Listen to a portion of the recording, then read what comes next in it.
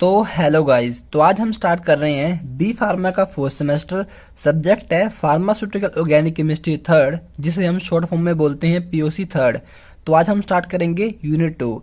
तो आज का इम्पोर्टेंट टॉपिक हमारे पास है ज्योमेट्रिकल आइसोमेरिज्म।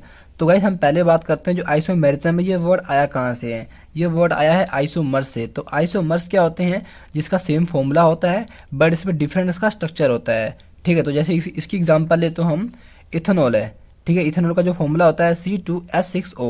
देन क्या करते हैं, जब इसका स्ट्रक्चर बनाते हैं, ठीक है, दो अलग अलग बनते हैं। जैसे देखो यहाँ पे CH3CH2OH बनता है, यहाँ पर CH3OCH3 बनता है। मतलब दोनों डिफरेंट है ना। जिसका डिफरेंट स्ट्रक्चर हो और सेम फॉर्मूला हो उसी को हम क्या बोलते हैं? आइसोमर्स बोलते हैं। ठीक है, देन इसी तरह का जो फिनोमिना होता है इसी को हम बोलते हैं आइसोमेरिज्म। तो गाइस जो अपने आइसोमेरिज्म होते हैं दो तरह के होते हैं, स्ट्रक्चरल आइसोमेरिज्म और stereo isomerism. Then structural isomerism कौन से होते हैं? जिसका सेम फॉर्मूला होता है और डिफरेंट स्ट्रक्चर होता है, जैसे आइसोमर्स थे, उसी को हम बोलते हैं structural isomerism. Then stereo isomerism में क्या होता है? जिसका सेम फॉर्मूला होता है, सेम ही स्ट्रक्चर होता है, पर इसमें डिफरेंट क्या होता है? इसकी अरेंजमेंट। ठीक है, जैसे इसकी अरेंजमेंट, तो जैसे एग्जाम्पल है हम ब्रोमोप्रोपेन है। ठीक है, एक अपना सिंपल सा मॉलिक्यूल है ब्रोमोप्रोपेन, हमने इसी एग्जांपल लिया है, जिसका फॉर्मूला क्या होता है? C3H7Br होता है।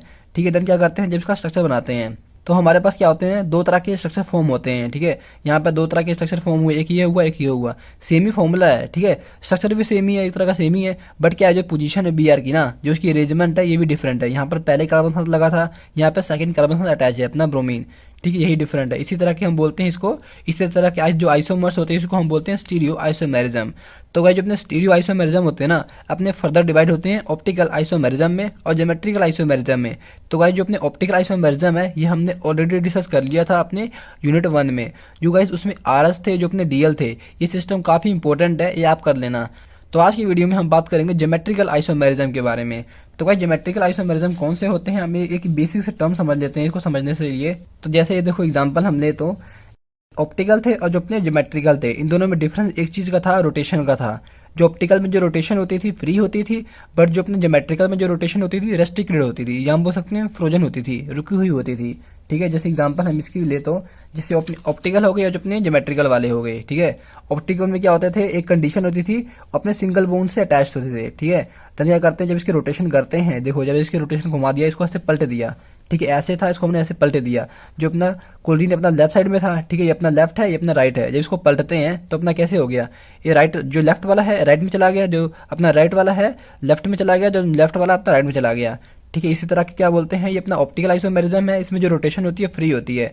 बट हम बात करते हैं जो ज्योमेट्रिकल वाले में, उसमें क्या होती है, जो अपनी रोटेशन होती है रेस्ट्रिक्टेड होती है, हम बोल सकते हैं रुकी हुई होती है। क्यों होती है? क्योंकि जो कार्बन कार्बन में डबल बॉन्ड होते हैं, इसी करके क्या होती है, इसमें जो रोटेशन होती है रुकी हुई होती है। ठीक है, तो हम बात करते हैं डेफिनेशन के बारे में।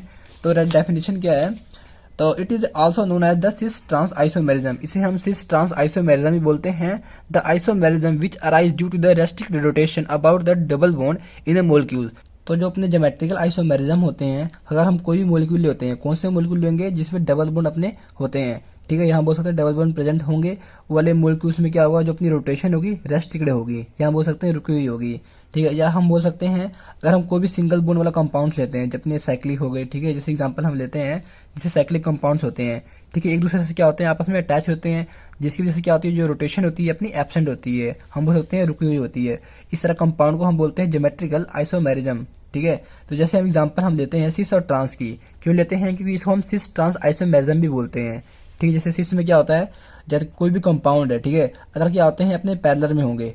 पैरेलल मतलब जैसे अपने हाइड्रोजन यहाँ पे भी है, हाइड्रोजन यहाँ पे भी है, मतलब आमने सामने होंगे ना, उसको हम बोलते हैं पैरेलल। अगर पैरेलल में होते हैं तो अपने उसको हम बोलेंगे सिस। अगर क्या होते हैं अल्टरनेट में होते हैं, ठीक है, जैसे हाइड्रोजन अपना यहाँ पर है, एक यहाँ पर है, ठीक है, अल्टरनेट में है ना, ऐसे हैं, ठीक है, तो इसको हम बोलेंगे ट्रांस। ठीक है, कुछ कटर सा है ट्रांस ट्रांस, ठीक है, इसको हम बोलेंगे ट्रांस। ठीक है, इसलिए हम क्या बोलते हैं, इसको सिस ट्रांस आइसोमेरिज्म भी बोलते हैं, क्योंकि क्या होती है, इसकी जो रोटेशन होती है इसमें एब्सेंट होती है। ठीक है, तो हम कौन कौन से ज्योमेट्रिकल आइसोमेरिज्म है, हम बोल सकते हैं कौन कौन से प्रूफ है जिसके जरिए हम पता कर सकते हैं जो कंपाउंड है अपना ज्योमेट्रिकल आइसोमेरिज्म है। ठीक है, जैसे हम पहला है compound containing A double bond. जो कंपाउंड है, अगर कोई भी कंपाउंड है उसमें डबल बॉन्ड कंटेन होते हैं, जैसे एग्जांपल हम बात करते हैं कार्बन कार्बन में, कार्बन नाइट्रोजन में, या नाइट्रोजन नाइट्रोजन में, तो उसमें पता कर सकते हैं ये अपने ज्योमेट्रिकल आइसोमेरिज्म होंगे। तो compound containing a cyclic structure, अगर कोई भी साइक्लिक स्ट्रक्चर होता है, ठीक है, तो अपना कौन होगा, अपना ज्योमेट्रिकल आइसोमेरिज्म होगा। ठीक है। और उसमें थर्ड हमारे हमको पता ही था रेस्ट्रिक्टेड रोटेशन, उसमें क्या होती है, जो रोटेशन होती है एब्सेंट होती है। ठीक है, तो हम इसको हम कंडीशन के रूप में देखते हैं, they should be the restricted rotation about the a bond in the molecules. अगर हम कोई मोलिक्यूल्स लेते हैं, ठीक है, अगर उसमें रोटेशन एब्सेंट होती है, हम बोल सकते हैं रुकी हुई होती है, तो उसको हम बोलते हैं ज्योमेट्रिकल आइसोमेरिज्म। ठीक है, तो सेकंड है both the substituent on each carbon atom.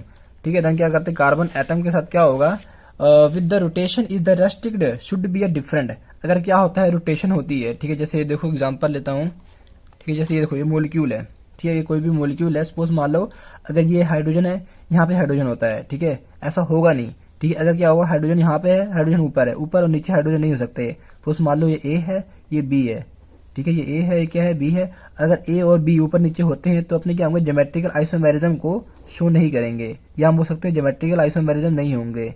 ठीक है, और यहाँ पे जैसे सी है, और ये जो सी एल है और यहाँ पे सी एल है, ये अपना सोर्स मान लो अपना सी है, ये अपना डी है। ठीक है, ये अपना क्या है, डी है, और सी और डी ऊपर नीचे नहीं हो सकते, तो ये भी अपना क्या करेंगे, ज्योमेट्रिकल आइसोमेरिज्म शो नहीं कर सकते।